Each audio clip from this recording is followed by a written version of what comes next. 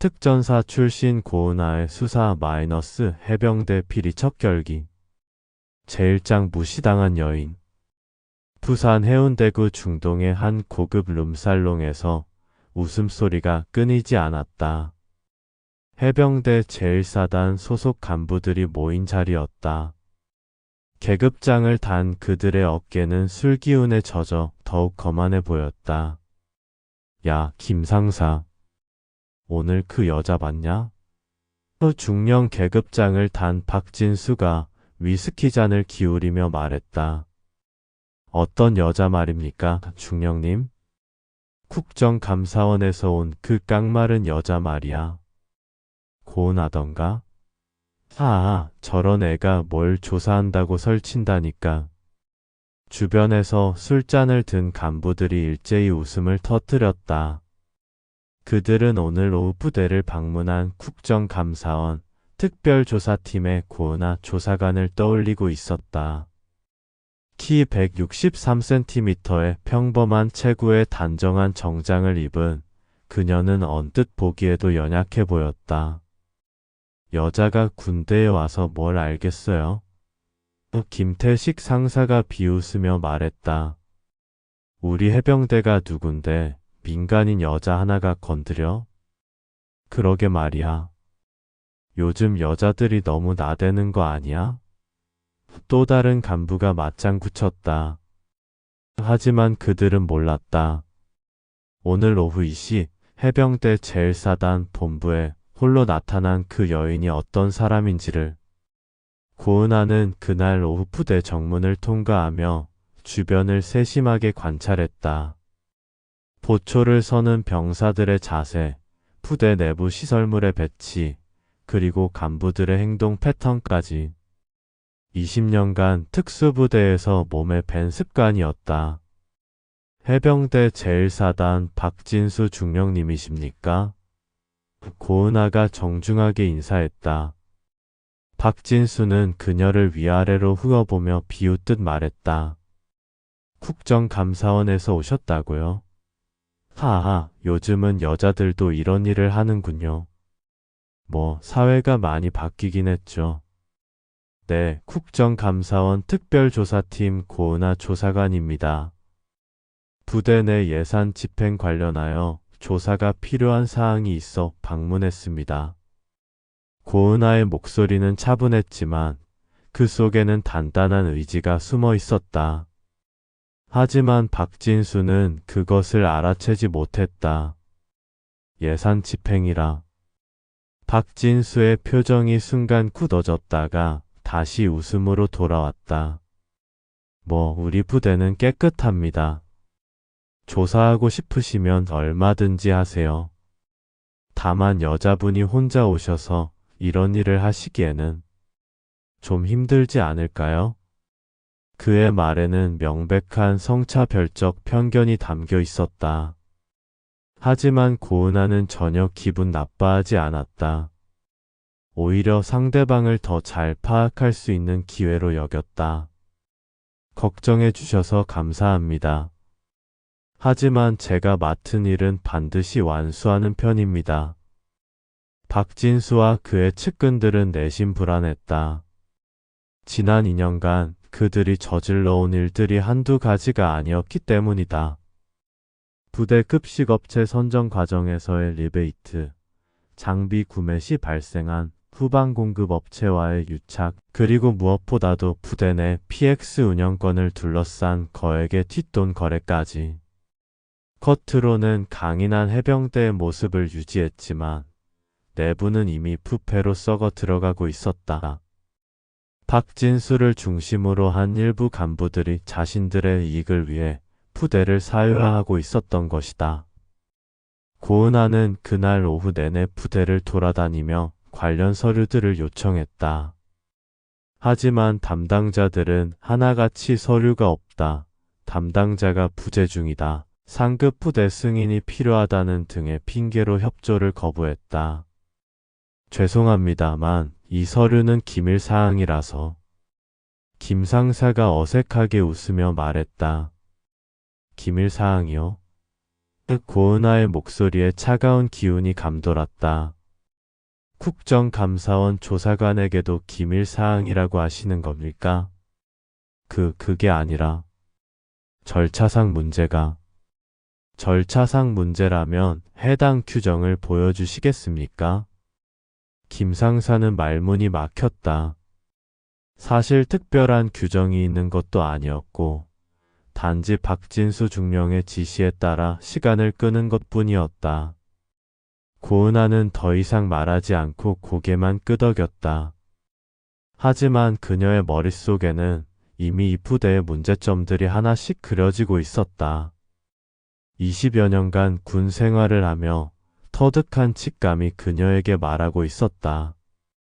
이곳에는 분명히 숨겨진 무언가가 있다고. 오후 5시가 되자 고은아는 부대 내 PX를 방문했다. 그곳에서 그녀가 발견한 것은 놀라운 사실이었다. 일반적인 부대 PX와는 달리 이곳의 물품 가격은 시중가보다 오히려 높았다. 그리고 판매되는 물품들의 품질도 의심스러웠다. 여기서 파는 이 라면 시중 가격보다 비싸네요. 고은아가 PX 직원에게 물었다. 아, 그게 부대 특성상 운송비가 많이 들어서요. 운송비요? 부산 시내에서 여기까지 그렇게 멀지 않은데요. PX 직원은 대답하지 못했다. 사실 높은 가격의 이유는 운송비가 아니라 PX 운영업체가 부대 간부들에게 지불하는 뒷돈 때문이었다. 고은아는 계속해서 부대 내부를 관찰했다. 급식소에서는 계약서상의 고급 식재료와는 전혀 다른 저급한 재료들이 사용되고 있었고, 장비 창고에는 신품이라고 등록된 것들 중 상당수가 실제로는 중고품이었다. 이 정도면 조직적이고 체계적인 비리가 확실하다. 고은아는 마음속으로 확신했다. 하지만 확실한 증거를 잡기 위해서는 더 많은 시간과 정보가 필요했다. 저녁 6시가 되자 박진수 중령이 직접 나타났다. 고 조사관님, 오늘 하루 종일 수고 많으셨습니다. 내일은 언제 오실 예정인가요? 내일도 오전 9시에 방문할 예정입니다. 매일 오실 건가요? 필요한 만큼 올 것입니다. 박진수의 얼굴이 살짝 굳어졌다. 그런데 혹시 특별히 의심스러운 부분이라도 있으신가요? 아직은 조사 단계입니다. 결론을 내리기에는 이르죠. 고은아의 대답은 모호했지만 박진수에게는 충분한 경고였다. 그녀가 이미 뭔가를 눈치챘다는 뜻으로 들렸기 때문이다. 저녁이 되자 고은아는 부대를 떠났다.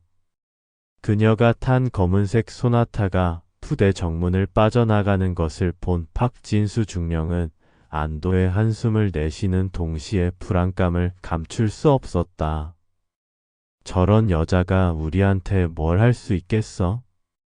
그는 스스로를 달래려 했지만 마음 한편으로는 오늘 고은아가 보여준 집요함과 전문성이 신경 쓰였다. 일반적인 공무원 조사관과는 뭔가 다른 느낌이었다. 밤 10시 고급 룸살롱에서 박진수는 부하들과 함께 술을 마시며 스트레스를 풀고 있었다. 저런 여자의 하나가 우리 해병대를 어쩔 수 있겠어? 내일부터는 아예 상대도 하지 마. 맞습니다, 중령님. 김 상사가 큰 소리로 호응했다. 우리가 누군데 저런 여자의 하나 못 맡겠습니까? 그래, 서류 요청하면 모르쇠로 일관하고 질문하면 모른다고 해. 저런 애송이가 우리 해병대를 건드려? 어림도 없지. 룸살롱 안에 웃음소리가 울려 퍼졌다. 하지만 그들은 몰랐다. 내일부터 그들이 맞서게 될 상대가 어떤 사람인지를. 한편 자신의 원룸으로 돌아온 고은아는 노트북을 켜고 해병대 제1사단에 대한 자료를 분석하고 있었다. 화면에는 부대 조직도와 주요 인사들의 프로필이 떠 있었다. 박진수 중령. 입대 후 줄곧 후방 보급 업무만 담당했군. 그런데 어떻게 중령까지 진급했을까? 그녀는 박진수의 진급 과정을 자세히 살펴봤다. 특이한 점이 하나 있었다. 그의 상관들 대부분이 현재 전역 후 방산업체나 건설업체에서 고위직을 맡고 있다는 것이었다. 유착관계의 냄새가 나는군. 고은하는 인터넷을 통해 해병대 제1사단과 관련된 업체들을 조사하기 시작했다. 급식업체, PX 운영업체, 장비 공급업체. 각각의 업체들과 부대 간부들 사이의 연결고리를 찾아 나섰다. 새벽 2시가 되어서야 고은하는 조사를 마쳤다. 그녀의 노트에는 이미 여러 개의 의심스러운 연결고리들이 정리되어 있었다. 내일부터 본격적인 수사를 시작해야겠군. 다음 날 아침 7시 고은하는 이미 부대 근처 카페에서 대기하고 있었다. 그녀는 밤새 분석한 자료를 바탕으로 오늘의 조사 계획을 세웠다. 이번에는 단순한 서류 요청이 아니라 좀 더 구체적이고 직접적인 접근이 필요했다. 오전 9시 정가 고은하는 부대 정문을 통과했다. 어제와는 달리 오늘의 그녀는 더욱 확신에 찬 모습이었다. 그리고 그녀의 가방 안에는 어제 수집한 정보들을 바탕으로 만든 질문 리스트가 들어 있었다. 부대 내부로 들어선 고은하를 본 간부들의 표정이 어둡게 변했다. 어제 박진수 중령의 지시를 받은 그들은 이미 각오를 단단히 하고 있었다. 또 왔군. 김 상사가 동료들에게 속삭였다. 중령님 말씀대로 무조건 거부하자. 하지만 그들이 예상했던 것과는 달리 고은하의 접근 방식은 전혀 달랐다. 그녀는 이번에는 서류 요청부터 시작하지 않았다. 대신 부대 내부를 천천히 둘러보며 세심하게 관찰했다. 급식소, PX, 부대 창고, 차량 정비소. 그녀는 마치 정찰병처럼 모든 것을 기억하고 있었다. 그리고 각 장소에서 일하는 사람들의 행동 패턴까지 파악했다. 저 여자 뭔가 이상하지 않아? 한 부사관이 동료에게 속삭였다. 일반 공무원 치고는 너무 기민해. 그러게. 마치 군인 같아. 걸음걸이도 그렇고 주변을 관찰하는 방식도. 고은하는 그들의 시선을 의식하지 않은 채 조사를 계속했다. 그녀의 눈에는 이미 여러 가지 의심스러운 점들이 포착되고 있었다. 오전 11시경 고은하는 드디어 회계과를 방문했다. 하지만 이번에는 어제와는 전혀 다른 방식으로 접근했다. 안녕하십니까? 어제 요청한 자료들 말고 다른 것부터 보고 싶습니다. 네? 다른 것이요? 네, 부대 내 각종 업체와의 계약서들을 보고 싶습니다. 특히 최근 2년간 체결된 계약들 말입니다.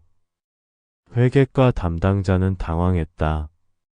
어제와는 완전히 다른 요청이었기 때문이다.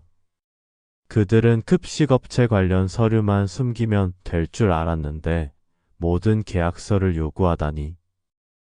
그런 자료는 왜요? 계약서는 기밀사항이 아니잖아요. 고은하의 논리적인 반박에 담당자는 할 말을 잃었다. 실제로 업체 간 계약서는 기밀사항이 아니었고 국정감사원 조사관이라면 당연히 볼 수 있는 자료였다. 점심시간이 되자 박진수 중령이 직접 나타났다. 그의 얼굴에는 어제보다 더 짙은 불안감이 서려 있었다. 고 조사관님, 오늘도 오셨군요. 네, 어제 말씀드린 대로입니다.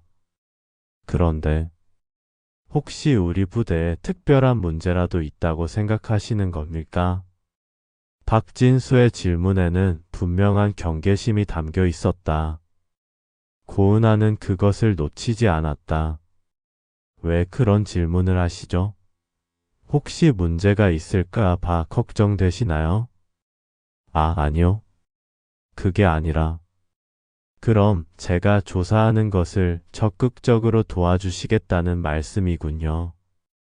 고은아의 말에 박진수는 진퇴양난에 빠졌다. 아니냐라고 하면 뭔가 숨길 게 있다는 뜻이 되고, 그렇다고 하면 조사에 협조해야 한다는 뜻이 되었다. 물론, 협조하겠습니다. 감사합니다. 그럼 오늘 오후에 중령님과 개별 면담을 하고 싶은데요. 개별 면담이요? 네, 부대 운영 전반에 대해 몇 가지 질문이 있습니다. 박진수의 얼굴이 창백해졌다. 개별 면담은 본격적인 수사의 시작을 의미했기 때문이다. 그날 오후 고은아와 박진수의 면담이 시작되었다. 하지만 그것은 단순한 질의응답이 아니라 한 사람은 숨기려 하고 다른 한 사람은 파헤치려 하는 심리전의 시작이었다. 중령님께서는 언제부터 이 부대에서 근무하셨습니까? 2022년 3월부터입니다. 그럼 벌써 3년째 되시는군요. 그동안 부대 운영에서 가장 중점을 둔 부분은 무엇입니까? 장병들의 복지 향상과 부대 시설 개선에 힘썼습니다. 복지 향상이라 구체적으로 어떤 부분인가요? 박진수는 점점 불안해지기 시작했다. 고은아의 질문은 단순해 보였지만 그 속에는 함정이 숨어 있을 수 있었다. 오후 5시 면담이 끝나고 고은아는 부대를 떠났다. 하지만 박진수와 그의 부하들은 더욱 불안해졌다. 오늘 고은아가 보여준 전문적인 질문 기법과 날카로운 관찰력은 일반적인 공무원 조사관의 수준을 훨씬 뛰어넘는 것이었다. 중령님, 저 여자 뭔가 이상하지 않습니까? 김 상사가 조심스럽게 말했다. 나도 그런 생각이 든다. 일반 공무원 치고는 너무.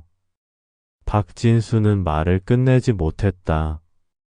하지만 그의 불안감은 계속 커져만 갔다.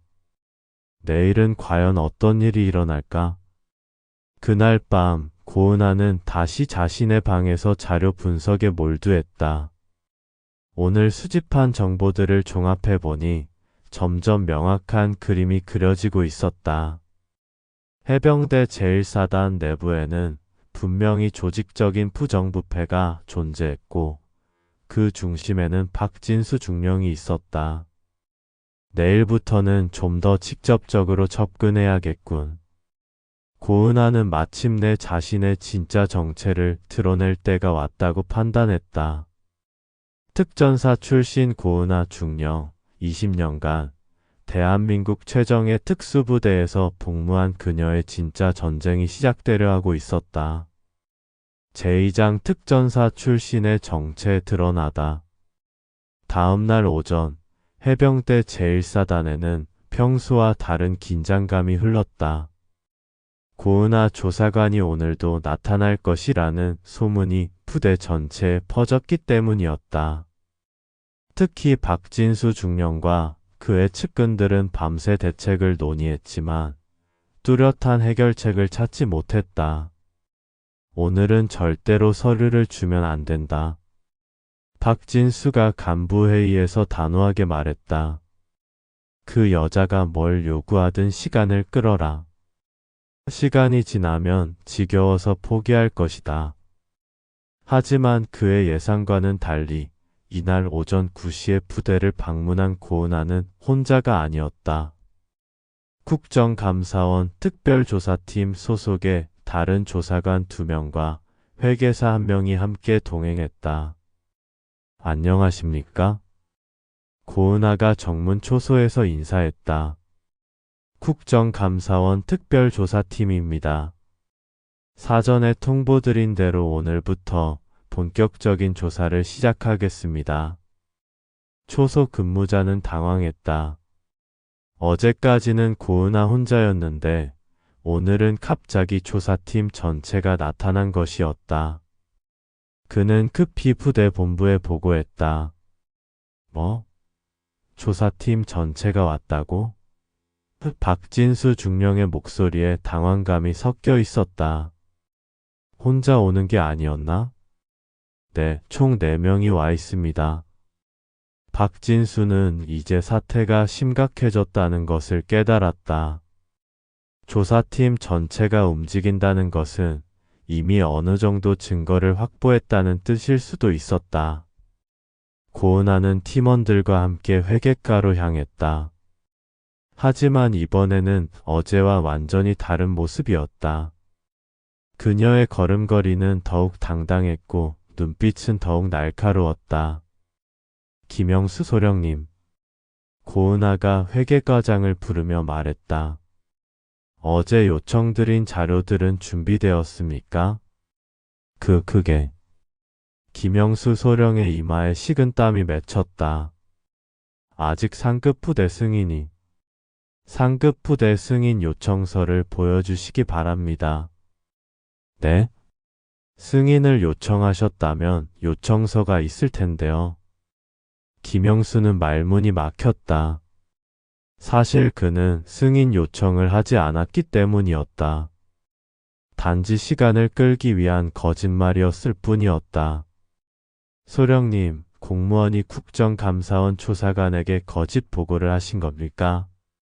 고은아의 차가운 질문에 김영수의 얼굴이 창백해졌다. 그는 이제 눈앞의 여인이 단순한 조사관이 아니라는 것을 직감했다. 그녀의 말투와 자세, 그리고 상대방을 압박하는 방식이 너무나도 전문적이었기 때문이다. 제가 실수했습니다. 지금 바로 자료를 준비하겠습니다. 그러십시오. 30분 드리겠습니다. 고은아는 시계를 보며 정확한 시간을 알려줬다. 이런 모습을 본 동행한 다른 조사관들도 놀랐다. 평소 온화했던 고은아의 모습과는 전혀 달랐기 때문이다. 고 조사관님, 조금 강하게 나가시는 것 아닙니까? 동행한 박철민 조사관이 작은 목소리로 말했다. 때로는 압박이 필요합니다. 저들이 뭔가 숨기고 있다는 것이 분명하거든요. 하지만 너무 강하게 나가면 오히려 반발을 살 수도. 걱정하지 마십시오. 제가 알아서 하겠습니다. 고은아의 확신에 찬 말투에 박철민은 더 이상 반박하지 못했다. 하지만 그는 고은아가 왜 이렇게 자신만만한지 이해할 수 없었다. 30분 후 김영수 소령이 가져온 자료들을 살펴본 고은아는 곧바로 여러 개의 의심스러운 부분을 발견했다. 이 급식업체 선정 과정을 보니 이상한 점이 있군요. 고은아가 서류를 가리키며 말했다. 입찰에 참여한 업체가 5곳인데 낙찰받은 업체의 가격이 가장 높습니다. 어떻게 된 일입니까? 그건 품질을 우선적으로 고려해서 품질 평가 기준표를 보여주십시오. 품질 평가 기준표는 없다는 말씀이군요. 동행한 회계사가 서류를 살펴보며 고개를 끄덕였다. 이건 명백히 부정입찰의 가능성이 있습니다. 고은아는 계속해서 서류를 면밀히 검토했다. 그녀의 손가락이 움직이는 속도는 마치 숙련된 수사관의 그것과 같았다. 동행한 조사관들은 그녀의 전문적인 분석 능력에 감탄했다. 여기를 보십시오. 고은아가 또 다른 서류를 들어 올리며 말했다. 지난 6개월간 급식 재료 구매 내역인데 같은 품목을 다른 업체에서 구매할 때마다 가격이 20-30% 차이가 납니다. 이건 명백한 특혜 제공의 증거입니다. 김영수 소령은 이제 완전히 궁지에 몰렸다. 고은아가 지적하는 부분들은 모두 그들이 의도적으로 조작한 부분들이었다. 더 심각한 것은 이것입니다. 고은아가 다른 서류를 펼치며 말했다. 부식비 집행 내역을 보니 실제 장병수보다 30% 많은 분량으로 급식비가 책정되어 있습니다. 이 차액은 어디로 갔습니까? 그것은. 김영수는 더 이상 변명할 말을 찾지 못했다. 이때 갑자기 회계과 문이 열리더니 박진수 중령이 들어왔다. 그의 얼굴에는 분노가 가득했다. 도대체 뭘 하고 있는 겁니까? 박진수가 큰 소리로 말했다. 우리 부대 업무에 차질을 빚고 있지 않습니까? 중령님, 저희는 정당한 조사를 하고 있습니다. 고은아가 차분하게 대답했다. 정당한 조사라고요? 당신들이 무슨 권한으로 우리 내부 자료를 이렇게 뒤지고 있습니까? 박진수의 위압적인 태도에 동행한 조사관들은 위축되었다. 하지만 고은아는 전혀 동요하지 않았다. 오히려 그녀는 천천히 일어나서 박진수와 눈을 맞췄다. 중령님, 국정감사원의 조사 권한에 대해 모르시는 건 아니시겠죠? 조사 권한이 있다고 해서 이렇게 난리를 쳐도 된다는 말입니까? 난리요? 고은아의 목소리에 차가운 기운이 감돌았다. 중령님, 지금 이 상황이 누구 때문에 만들어진 건지 아십니까? 뭐라고요? 만약 처음부터 투명하게 자료를 제공했다면 이런 일은 없었을 겁니다. 하지만 거짓 보고와 자료 조작으로 조사를 방해한 것은 중령님 쪽 아닙니까?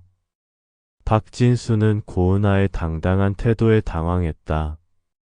지금까지 자신의 계급과 위압적인 태도로 상황을 유리하게 이끌어왔던 그였지만 고은아 앞에서는 그 방법이 통하지 않았다. 당신 도대체 누구요? 박진수가 의심스러운 눈으로 고은아를 바라봤다. 국정감사원 특별조사팀 고은아 조사관입니다. 그게 아니라 당신의 진짜 정체를 묻고 있는 겁니다. 이 순간 회계과 안에는 정적이 흘렀다. 모든 사람의 시선이 고은아에게 집중되었다. 고은아는 잠시 침묵했다. 그리고 나서 작은 미소를 지으며 말했다. 중령님이 궁금해하시는 것 같으니 말씀드리겠습니다. 저는 육군 특전사 707특임대대 출신입니다. 뭐라고요? 박진수의 얼굴이 창백해졌다. 10년간 특전사에서 복무했습니다. 추특기는 정보 수집과 심리전이었고요. 동행한 조사관들도 깜짝 놀랐다. 그들은 고은아가 군 출신이라는 것을 전혀 모르고 있었다. 그렇다면 왜 지금까지 그 사실을 숨기고? 숨긴 게 아닙니다. 필요 없는 정보라고 생각했을 뿐이죠. 고은아가 서류를 정리하며 말했다. 하지만 중령님께서 계속 저를 우습게 보시는 것 같아서 말씀드리는 겁니다. 박진수는 이제야 고은아의 행동과 말투, 그리고 압박하는 방식이 왜 그렇게 전문적이었는지 이해할 수 있었다. 특전사 출신이라면 심리전과 압박 수사에 능숙할 수밖에 없었다. 특전사에서 전역한 후에는 국정원에서 5년간 근무했습니다. 고은아가 계속 말했다. 주로 경제범죄 수사를 담당했고요. 그 후에 국정감사원으로 옮겨왔습니다.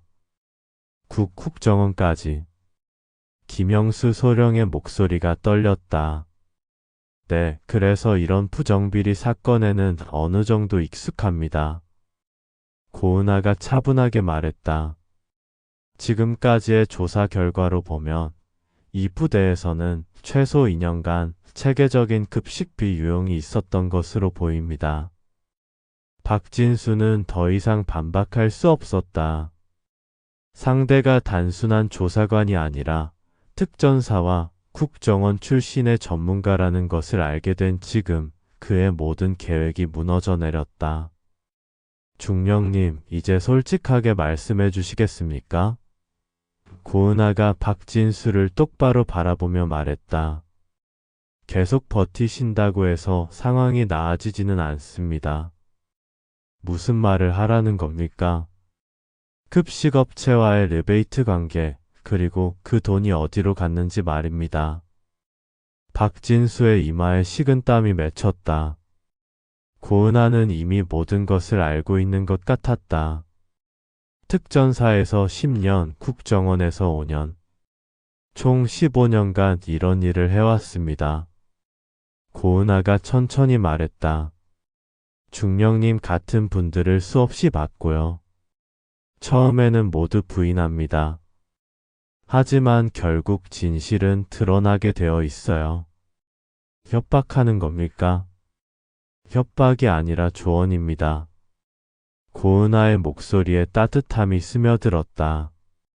지금 협력하시면 선처받을 가능성이 있습니다. 하지만 끝까지 버티면 어떻게 된다는 겁니까? 모든 관련자가 구속 수사를 받게 될 것입니다. 그리고 중령님뿐만 아니라 가족들까지 고통받게 되겠죠. 박진수는 고은아의 말에 크게 동요했다. 그녀의 말투는 위협적이지 않았지만 오히려 그것이 더 무서웠다. 마치 이미 정해진 미래를 담담하게 설명하는 것 같았다. 시간을 드리겠습니다. 고은아가 시계를 보며 말했다. 오늘 오후 3시까지 결정해 주세요. 협력하실 것인지 아니면 끝까지 버티실 것인지. 그런 시간 제한을 두는 게 어디 있습니까? 중령님, 저희도 일정이 있습니다. 그리고 이 사건은 이미 상부에서 관심을 가지고 지켜보고 있어요. 너무 오래 끌면 더 큰 문제가 될 수 있습니다. 동행한 박철민 조사관이 고은아를 바라봤다. 그녀의 수사 방식은 정말 전문적이었다. 압박과 회유를 적절히 섞으면서 상대방을 심리적으로 궁지로 몰아넣고 있었다. 고은아 일행이 회계과를 나간 후 부대 내에는 큰 동요가 일었다. 조사관 중 한 명이 특전사 출신이라는 소문이 급속히 퍼졌다.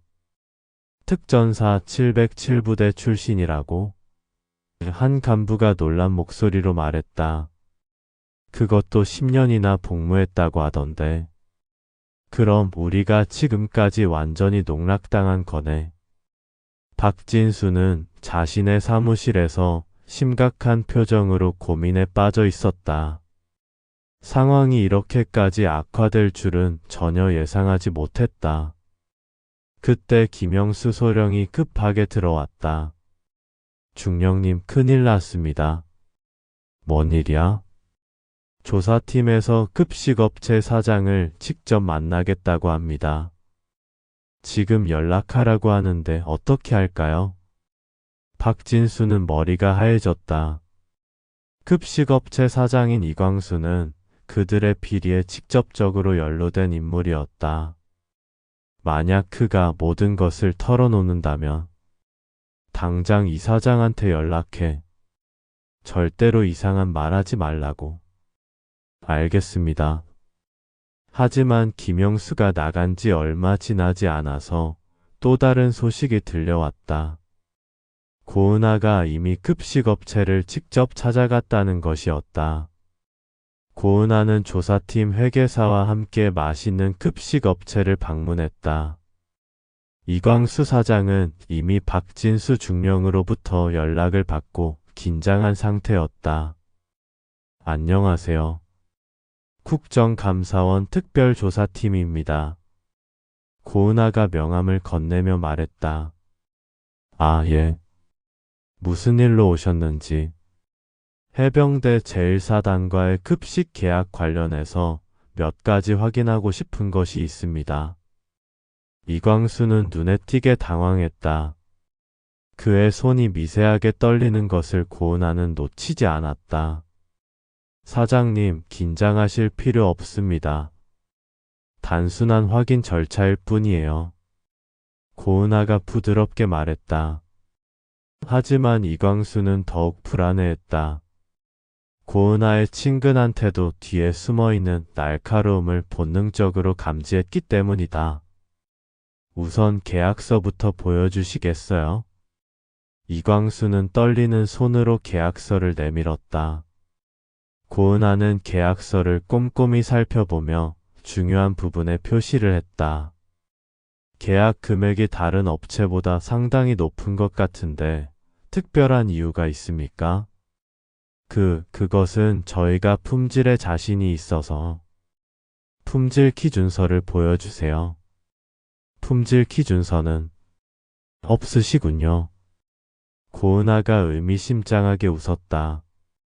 그럼 사장님, 박진수 중령님과는 언제부터 알고 계셨나요? 갑작스러운 질문에 이광수는 더욱 당황했다. 그냥 업무상 알게 된 거고. 업무상이라고 하기에는 너무 자주 만나시는 것 같은데요. 고은아가 수첩을 펼치며 말했다. 지난달에만 5번 만나셨더군요. 모두 업무 때문인가요? 이광수는 완전히 궁지에 몰렸다. 고은아가 이미 자신들의 모든 동향을 파악하고 있다는 것을 깨달았다. 사장님, 마지막으로 한 가지만 묻겠습니다. 고은아가 진지한 표정으로 말했다. 지금까지 박진수 중령에게 제공한 금품이 총 얼마나 됩니까? 금품이라뇨? 그런 건. 사장님, 거짓말 하시면 안 됩니다. 저희는 이미 사장님의 계좌 내역을 확인했거든요. 이 말에 이광수의 얼굴이 완전히 하얗게 되었다. 그는 이제 모든 것이 끝났다는 것을 깨달았다. 시계는 어느새 오후 2시 30분을 가리키고 있었다. 박진수 중령이 결정을 내려야 할 시간이 다가오고 있었다. 제3장 첫 번째 증거. 품질평가 기준표가 없다는 것은 입찰 과정에서 중대한 절차 위반입니다. 고은아의 차가운 지적에 김영수 소령의 얼굴이 하얗게 질렸다. 동행한 회계사 이정훈이 서류를 꼼꼼히 검토하며 고개를 저었다. 이 계약서를 보니 더 이상한 점이 있습니다. 이정훈이 말했다. 낙찰업체인 대한급식의 대표이사가 박진수 중령님의 처남이네요. 회의실에 정적이 흘렀다. 김영수 소령은 이제 완전히 말문이 막혔다. 혈연관계까지 드러나자 변명할 여지가 사라진 것이다. 소령님, 고은아가 조용히 말했다. 지금이라도 사실을 말씀하시는 것이 좋을 것 같은데요. 저는 그냥 지시를 받았을 뿐입니다. 누구의 지시를 받으셨죠? 김영수는 박진수 중령을 쳐다봤다. 하지만 박진수는 이미 회의실을 빠져나간 후였다. 중령님의 지시였습니다. 김영수가 결국 입을 열었다. 처남 회사를 도와달라고. 저는 거부할 수 없었습니다. 고은아는 녹음기를 꺼내 테이블 위에 놓았다. 지금부터 하시는 말씀은 모두 증거로 활용될 수 있습니다. 그래도 계속 말씀하시겠습니까? 김영수는 한참을 망설이다가 고개를 끄덕였다. 네, 모든 것을 말씀드리겠습니다. 그의 증언은 충격적이었다. 지난 2년간 박진수 중령을 중심으로 한 부패 조직이 체계적으로 부대 예산을 빼돌렸다는 것이었다. 급식업체뿐만 아니라 PX 운영권, 장비 구매, 심지어 부대 내 공사까지 모든 것이 연루되어 있었다. 매월 얼마 정도의 리베이트가 오갔습니까? 대략 2천만 원에서 3천만 원 사이였습니다. 그 돈은 어떻게 전달되었나요? 중령님의 처남이 직접 가져오거나 아니면 중령님이 직접 받아가셨습니다. 고은아는 계속해서 구체적인 질문을 이어갔다. 날짜, 장소, 금액, 관련 인물들까지 모든 것을 세밀하게 확인했다. 20년간 군 수사기관에서 쌓은 경험이 빛을 발하는 순간이었다. 오후 2시 박진수 중령이 급히 회의실로 들어왔다. 그의 얼굴은 분노로 일그러져 있었다. 김소령, 지금 뭘 하고 있는 거야? 중령님. 김영수의 목소리가 떨렸다. 고 조사관님. 박진수가 고은아를 향해 몸을 돌렸다. 이건 부대 내부 문제입니다. 외부인이 개입할 문제가 아니에요. 외부인이라고 하셨나요? 고은아가 천천히 일어났다. 전 국정감사원 조사관입니다. 그리고 그녀는 잠깐 멈춘 후 계속 말했다. 그리고 대한민국 육군 특전사 출신 중령이기도 합니다. 박진수의 얼굴이 순간 굳어졌다. 뭐라고요? 20년간 특전사에서 복무했습니다. 계급은 중령으로 전역했고요. 군 수사기관에서 5년간 근무한 경험도 있습니다. 회의실에 있던 모든 사람들이 고은아를 다시 보았다. 그제야 그들은 그녀의 당당한 자세와 날카로운 질문 기법이 어디서 나온 것인지 이해했다. 그러니까 박진수 중령님. 고은아가 차가운 미소를 지으며 말했다. 저를 무시하지 마시기 바랍니다. 저 역시 중령 계급으로 전역한 직업 군인이었거든요. 박진수는 이제 완전히 당황했다. 상대방이 자신과 같은 중령 계급의 전직 군인이라는 사실을 알고 나니 지금까지의 오만한 태도가 얼마나 어리석었는지 깨달았다. 특전사 출신이라. 박진수가 중얼거렸다. 네, 그렇습니다. 그러니까 이제부터는 좀 더 진지하게 대화해 보시죠. 고은아는 박진수에게 의자를 권했다. 하지만 그의 자세는 더 이상 예전과 같지 않았다. 완전히 주도권이 바뀐 것이었다. 중령님께서 이 부대에서 저지른 일들에 대해 이미 충분한 증거를 확보했습니다. 고은아가 서류들을 정리하며 말했다. 김영수 소령의 증언, 그리고 이 계약서들만으로도 부정부패 혐의를 입증하기에 충분합니다. 증거라고 하시는데. 박진수의 목소리가 떨렸다. 처남 회사와의 부정계약, 품질평가 없는 입찰, 그리고 매월 2천만 원 이상의 리베이트. 이 정도면 충분하지 않을까요? 박진수는 이제 완전히 궁지에 몰렸다. 부인할 수도 없고 그렇다고 인정하기도 어려운 상황이었다. 하지만 이것만으로는 끝이 아닙니다. 고은아가 계속 말했다. PX 운영권과 장비 구매권도 조사해야 하거든요. 고 중령님. 박진수가 처음으로 그녀를 중령이라고 불렀다. 혹시 선에서 마무리할 수는 없을까요? 선에서 마무리요? 고은아의 눈이 차갑게 빛났다. 중령님, 저는 특전사 출신입니다. 임무는 반드시 완수하는 게 원칙이거든요. 그날 저녁, 고은아는 동행한 조사팀원들과 함께 부산 시내 호텔에서 회의를 가졌다. 첫 번째 중요한 증거를 확보한 만큼 이제 본격적인 수사 계획을 세워야 했다. 오늘 정말 놀랐습니다. 박철민 조사관이 말했다. 특전사 출신이셨군요. 그래서 그렇게 당당하셨던 거네요. 과거는 중요하지 않습니다. 고은아가 대답했다. 중요한 것은 지금 우리가 해야 할 일이죠. 내일은 어떻게 진행하시겠습니까? PX 운영업체를 조사해야 합니다. 그리고 장비 공급 업체들도요.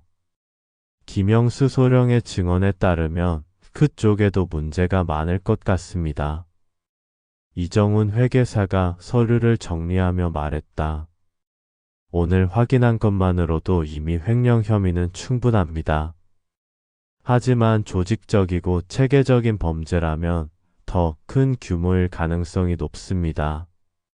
맞습니다. 내일부터는 좀 더 공격적으로 나가겠습니다. 한편 부대에서는 박진수 중령이 긴급히 관련자들을 소집했다. 룸살롱에서의 여유로운 모습은 온데간데 없고 모든 사람들의 표정이 어두웠다. 이제 어떻게 해야 합니까, 중령님? 김 상사가 불안한 목소리로 물었다.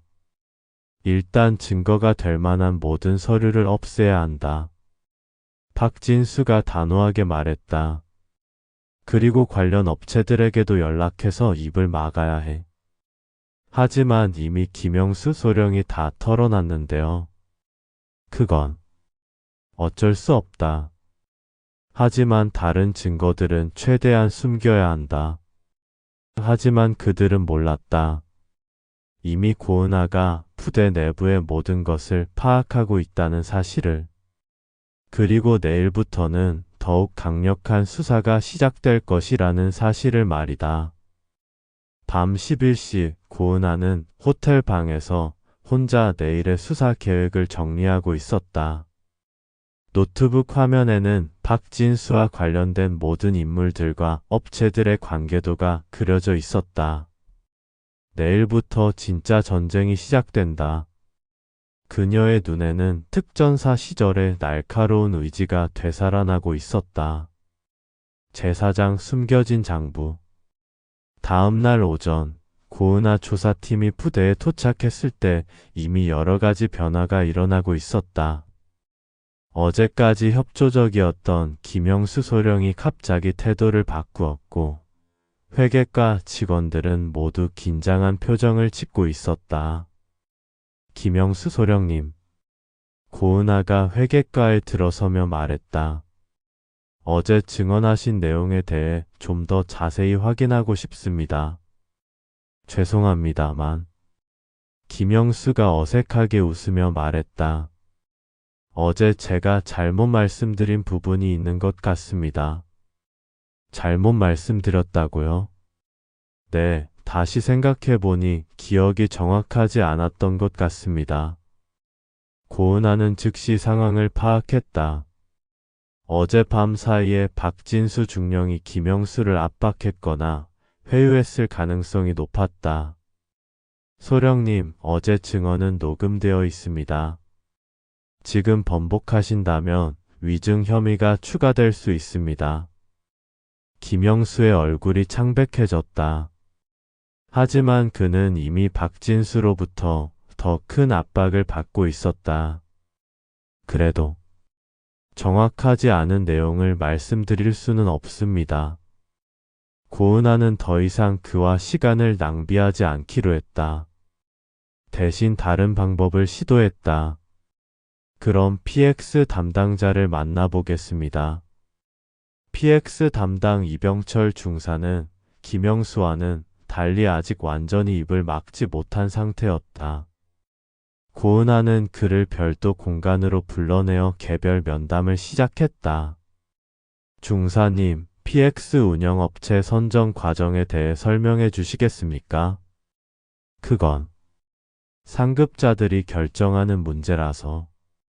중사님이 직접 업무를 담당하고 계시잖아요. 실무진의 의견도 있었을 텐데요.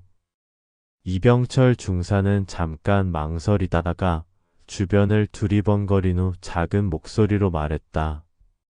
사실 이상한 점이 많았습니다. 어떤 점이 이상했나요? PX 업체에서 납품하는 물건들의 품질이 계약서와 달랐습니다. 그리고 가격도 시중가보다 훨씬 비쌌고요.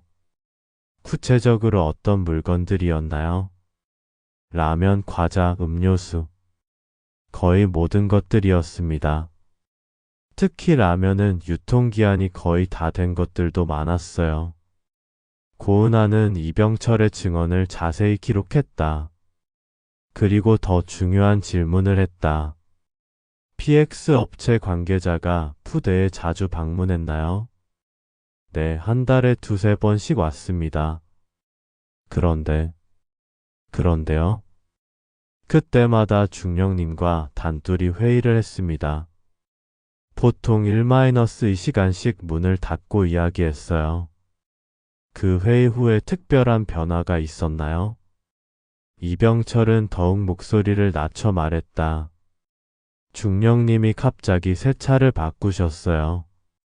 벤츠 E클래스로요. 언제쯤이었습니까? 작년 가을쯤이었습니다. 고은아는 중요한 단서를 하나 더 확보했다. 박진수 중령의 새 차 구입 시기와 PX 업체와의 계약 시기가 일치한다면 이는 중요한 정황 증거가 될 수 있었다. 오후 1시 고은아는 팀원들과 함께 PX 업체인 한국유통을 직접 방문하기로 했다. 부산 사상구에 위치한 이 업체는 겉보기에는 평범한 중소기업이었다. 안녕하십니까? 국정감사원 특별조사팀입니다. 한국유통의 대표이사 최동우는 조사팀의 방문에 크게 당황하는 기색을 보였다.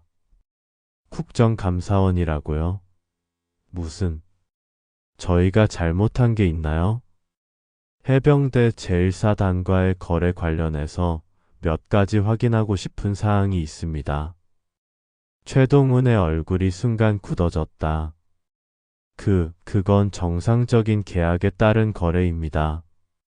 정상적인 거래라면 장부를 보여주실 수 있겠죠? 장부요? 그건 회계사가 지금 없어서. 고은아는 최동훈의 거짓말을 단번에 간파했다. 사업자 등록 증상 직원이 12명인데 회계 담당자가 없다는 말씀이신가요? 아니 그게 아니라 사실을 말씀해 주세요. 해병대와의 거래에서 별도로 제공한 금품이 있습니까? 최동훈은 이제 완전히 당황했다. 하지만 쉽게 인정할 수는 없었다. 그런 것은 절대 없습니다.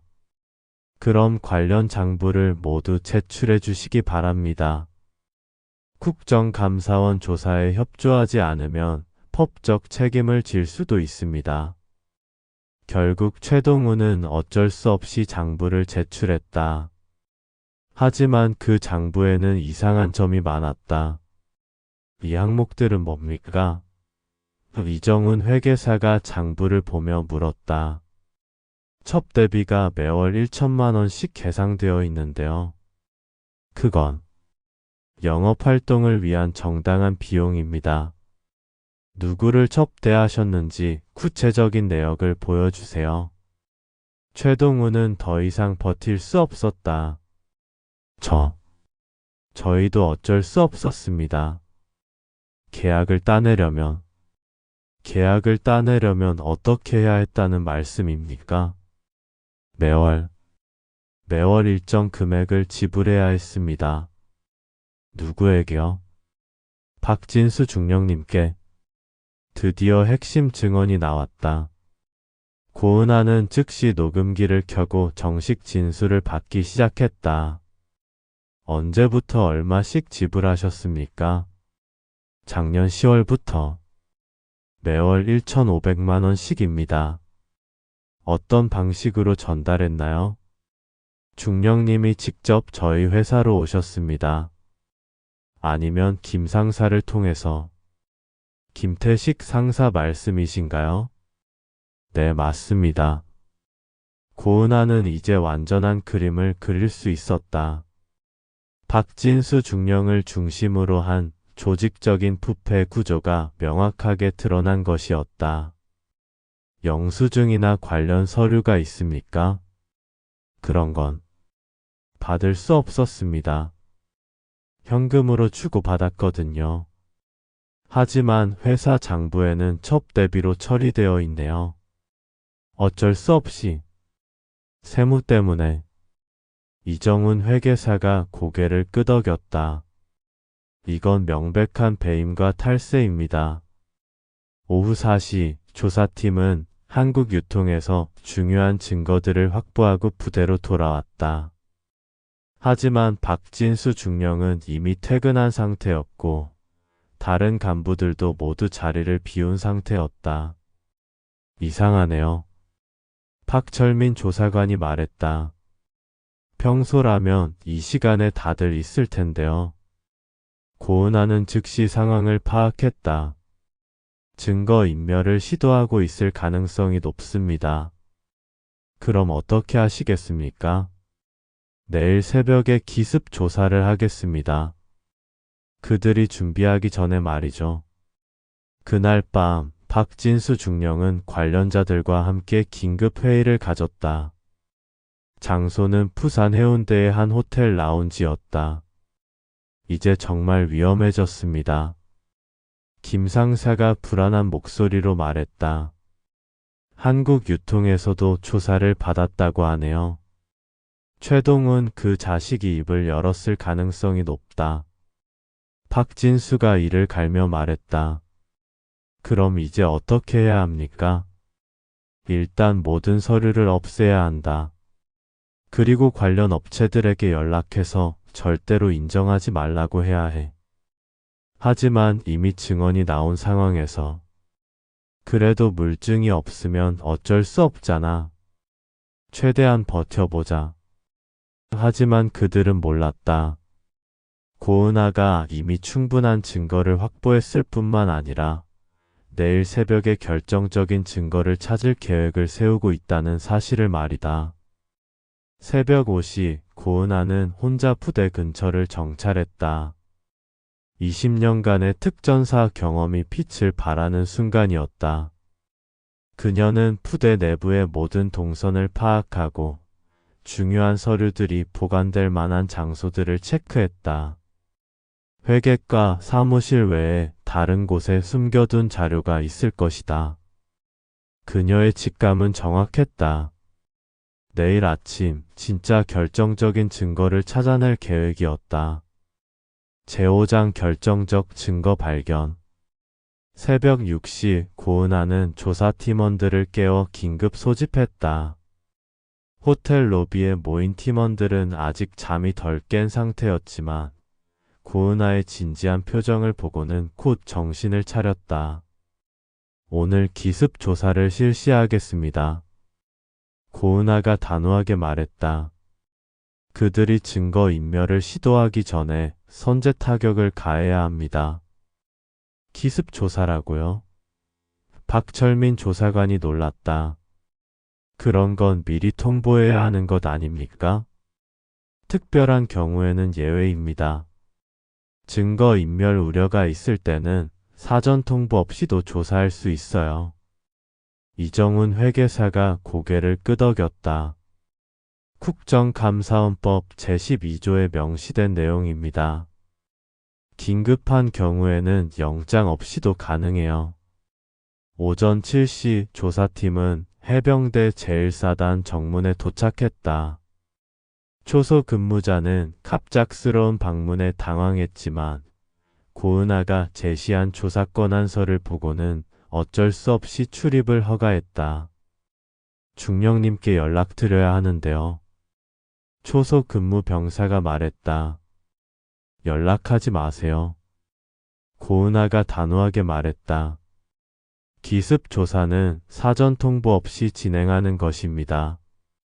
부대 내부로 들어선 조사팀은 곧바로 회계과로 향했다. 하지만 예상했던 대로 회계과 사무실은 어제와는 완전히 다른 모습이었다. 중요한 서류들이 대부분 사라져 있었고 컴퓨터 하드디스크도 포맷된 상태였다. 역시 증거 인멸을 시도했군.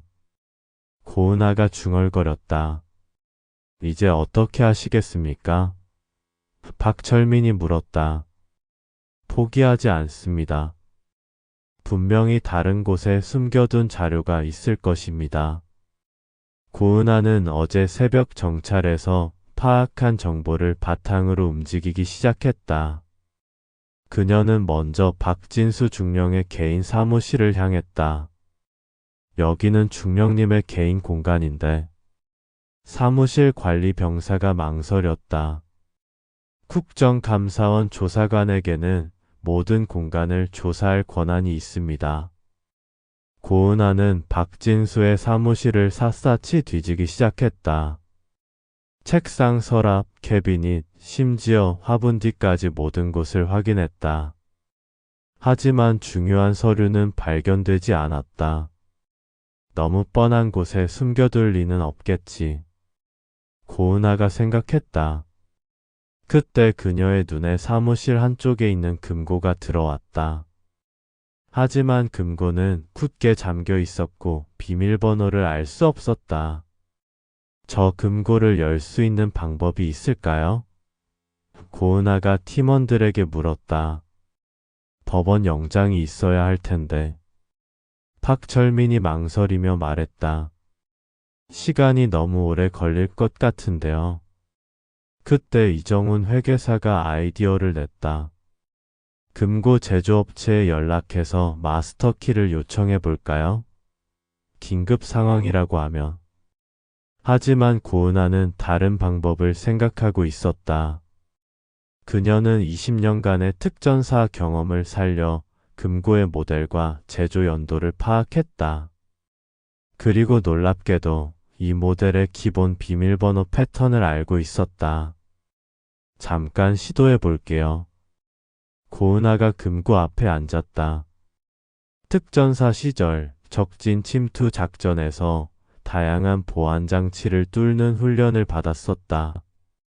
이 금고는 군용으로 많이 사용되는 모델이었고 제조업체의 기본 설정을 그대로 사용하는 경우가 많았다. 0-0-0-1-2-5 첫 번째 시도는 실패했다. 고은하는 다른 패턴을 시도했다. 1-9-7-5-1-. 박진수의 생년월일과 입대 연도를 조합한 번호였다. 딸깍.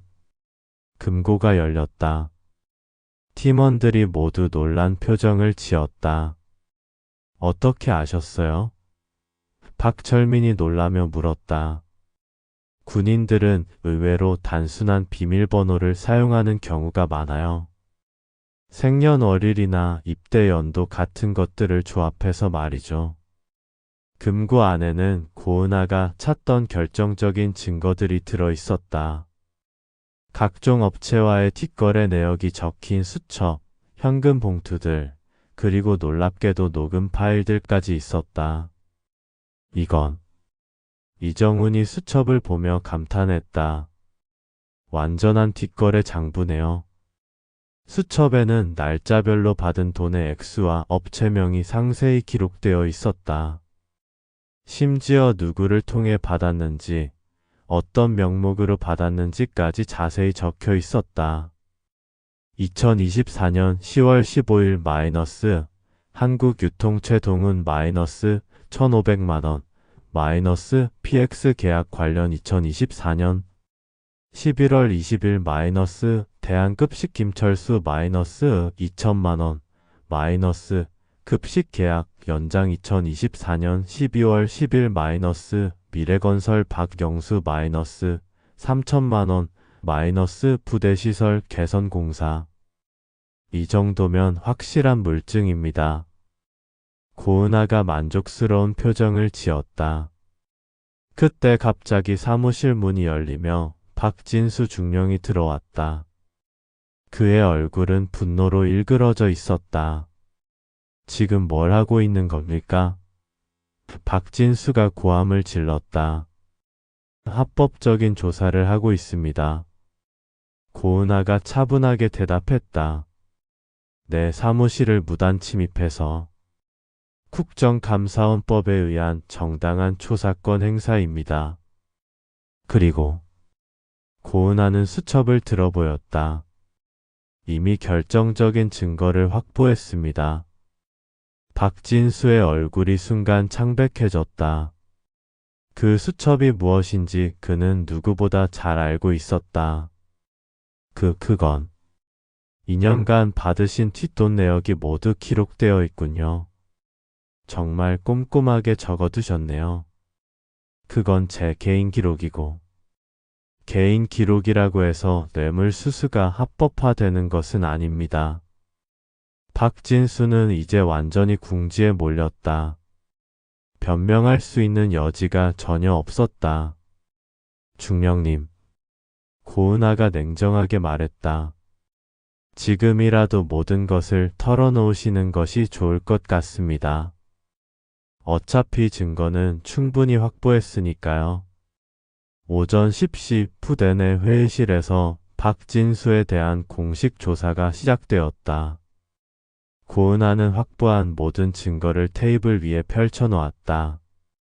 이 수첩에 따르면 지난 2년간 총 4억 3천만 원의 뒷돈을 받으신 것으로 기록되어 있습니다. 고은아가 차분히 말했다. 박진수는 더 이상 부인할 수 없었다. 저도 어쩔 수 없었습니다. 어쩔 수 없었다고요? 상급자들의 압력이 있었습니다. 그리고 다른 부대들도 다 하고 있는 일이라고.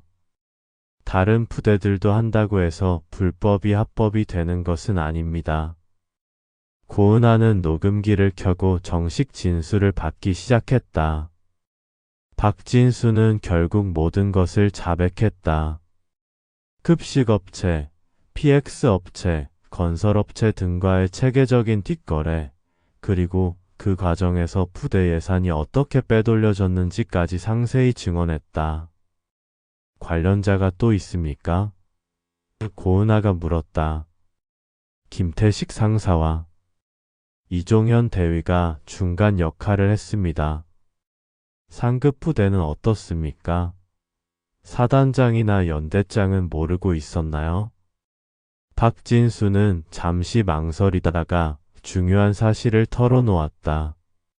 사실, 이것은 저 혼자만의 일이 아니었습니다. 무슨 말씀입니까? 다른 부대들과도 연결되어 있습니다. 전국적인 네트워크가 있어요. 고은아의 눈이 번쩍 빛났다. 단순히 한 부대의 문제가 아니라 정군에 걸친 조직적 부패일 가능성이 드러난 것이었다.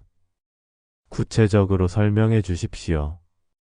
매년 전국 해병대 간부들이 모이는 자리가 있습니다.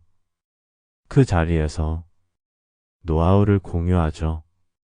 노하우라니요? 어떻게 하면 들키지 않고 뒷돈을 받을 수 있는지 그런 방법들을 서로 알려주는 겁니다. 이는 예상보다 훨씬 심각한 문제였다. 단순한 개인의 일탈이 아니라 조직 차원의 부패 시스템이 존재한다는 것이었다. 오후 2시 조사가 마무리되자 고은아는 팀원들과 함께 대책회의를 가졌다. 이건 생각보다 큰 문제입니다. 이정훈이 걱정스럽게 말했다.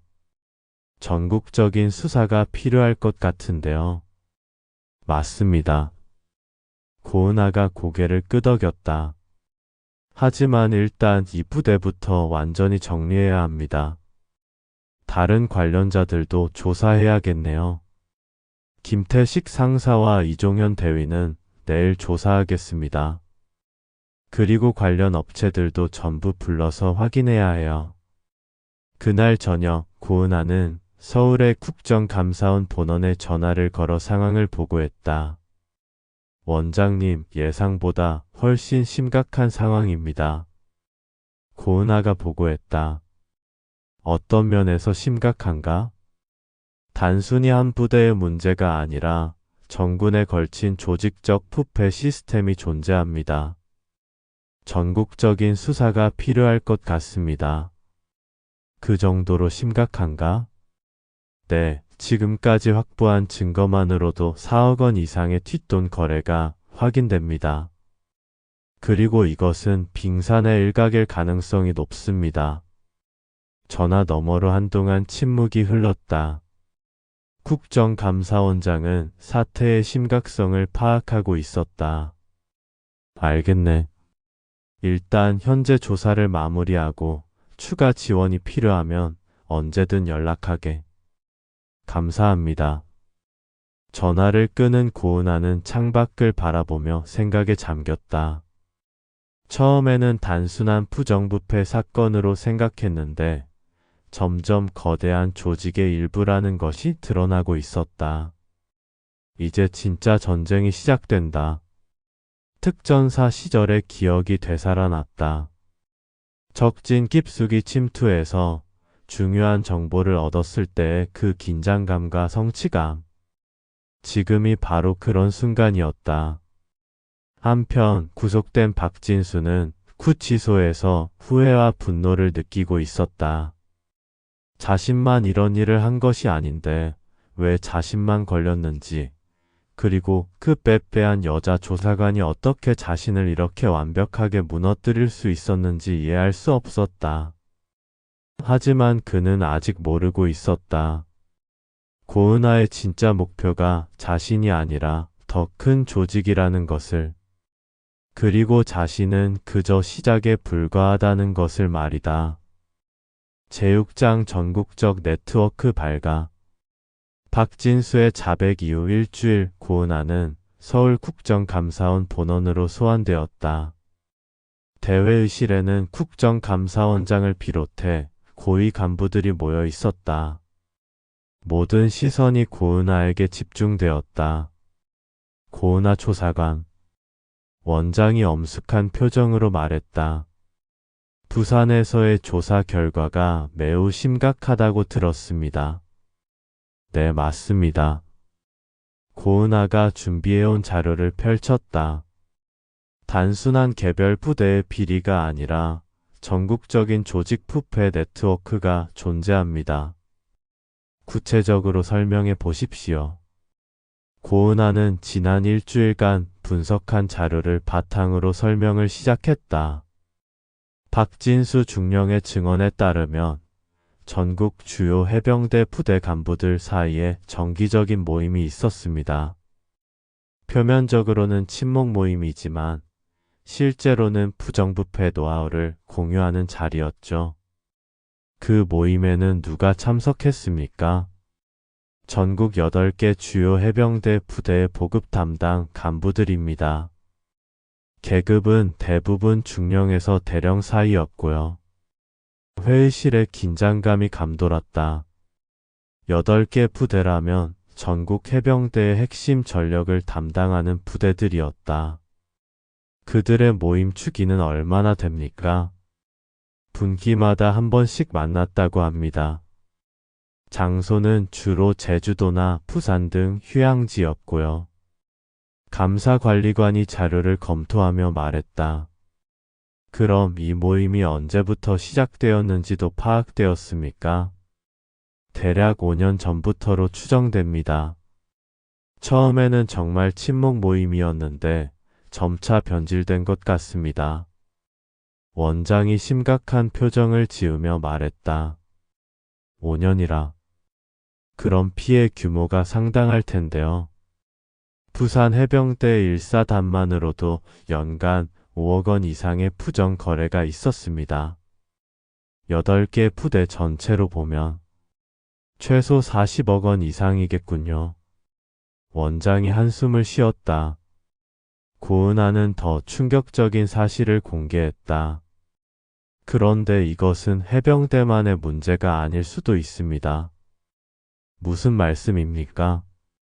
박진수의 증언에 따르면 육군과 공군에도 비슷한 네트워크가 존재한다고 합니다.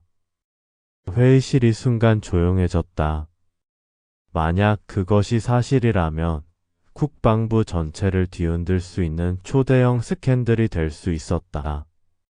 확실한 증거가 있습니까? 감사관리관이 신중하게 물었다. 아직 추측 단계입니다. 하지만 박진수가 제공한 연락처 목록을 보면 해병대 이외의 인물들도 다수 포함되어 있습니다. 고은아는 노트북을 열어 분석 자료를 보여줬다. 화면에는 복잡한 인물 관계도가 그려져 있었다. 이 관계도를 보시면 박진수를 중심으로 해서 다양한 군 간부들과 민간 업체들이 연결되어 있습니다. 그리고 여기 고은하가 화면의 한 부분을 가리켰다. 육군 제7기가 벼단의 김대성 중령과도 연결되어 있습니다. 그리고 공군 제11전 투비행단의 이민호 대령과도 연락을 주고받았던 것으로 나타납니다. 원장의 표정이 더욱 심각해졌다. 그럼 이제 어떻게 진행하시겠습니까? 전국적인 동시 수사가 필요합니다. 고은하가 단호하게 말했다. 증거인멸을 막으려면 동시에 진행해야 해요. 하지만 그렇게 큰 규모의 수사를 진행하려면 인력과 예산이 많이 필요하다는 것은 알고 있습니다. 하지만 이번에 놓치면 다시는 기회가 없을 것 같습니다. 원장은 잠시 생각에 잠겼다가 결정을 내렸다. 알겠습니다. 특별수사팀을 구성하겠습니다. 고 조사관이 팀장을 맡아주십시오. 감사합니다. 단 조건이 있습니다. 절대적인 비밀 유지와 신속한 진행입니다. 언론에 새나가면 안 되고 2주 안에 모든 주요 증거를 확보해야 합니다. 알겠습니다. 3일 후 고은하를 팀장으로 한 20명 규모의 특별수사팀이 구성되었다. 팀원들은 모두 국정감사원의 베테랑 조사관들과 회계, 법무 전문가들로 구성되었다. 첫 번째 회의에서 고은하는 작전 계획을 발표했다. 우리의 목표는 전국 8개 해병대 부대와 의심되는 육군, 공군 부대까지 동시 수사하는 것입니다. 고은하가 지도를 가리키며 설명했다. 8개 팀으로 나누어 각각 담당 지역을 배정받겠습니다. 수사 개시일은 다음 주 월요일 오전 7시로 하겠습니다. 김지혜 수석 조사관이 손을 들었다. 팀장님, 혹시 군 당국의 협조는 받을 수 있을까요? 군 당국에는 수사 개시 직전에만 통보하겠습니다. 미리 알려주면 증거인멸 우려가 있거든요. 하지만 그렇게 되면 현장에서 저항이 심할 텐데요. 고은하가 미소를 지었다. 그래서 제가 가장 어려운 곳을 맡겠습니다. 서울 근교의 해병대 사령부 직할 부대로 가겠어요. 해병대 사령부 직할 부대는 이 네트워크의 핵심이 될 가능성이 높았다. 가장 높은 계급의 간부들이 있고 가장 많은 예산을 다루는 곳이었기 때문이다. 수사 개시 전날 밤 고은하는 혼자 사무실에 남아 마지막 준비를 하고 있었다. 컴퓨터 화면에는 내일 수사할 부대의 조직도와 주요 인물들의 프로필이 떠 있었다. 해병대 사령부 직할 제1수송대대 대대장 이철민 대령, 부대대장 박성호 중령. 그때 전화벨이 울렸다.